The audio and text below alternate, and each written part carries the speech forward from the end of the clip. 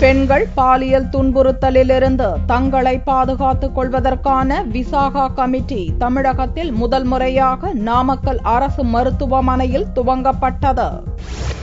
நாமக்கல் மோகனூர் சாலையில் உள்ள அரசு மருத்துவமனையில் 100க்கும் மேற்பட்ட செவிலியர்கள் பணியாற்றி வருகின்றனர். இந்த மருத்துவமனையில் பணிபுரியும் பெண்கள் பாலியல் வன்கொடுமை மற்றும் பாலியல் துன்புறுத்தலிலிருந்து தங்களை பாதுகாத்துக் கொள்வதற்கான விசாகா கமிட்டி இங்கு துவங்கப்பட்டது.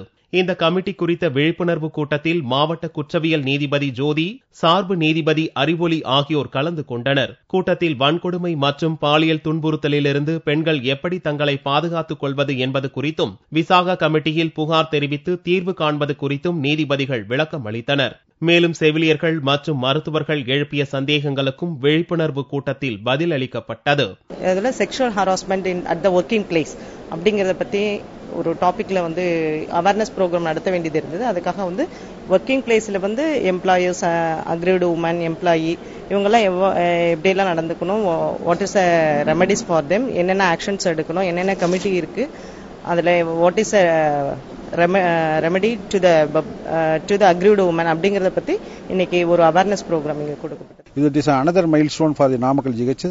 Even though NABH process 44 hospital இது பண்ணிட்டு இருந்தா கூட இந்த விசாகா கமிட்டி இது ஆரம்ப விழா நல்ல ஜட்ஜஸ் எல்லாம் வச்சு நம்ம டீட்டெயிலா ஒரு அருமையா ஒரு நடத்திருக்காங்க. இதனால பெண்கள் வன்கொடுமை சட்டம் இது சட்டத்தை பத்தி நம்ம டீட்டெயிலா சொல்லிட்டு போயிருக்காங்க.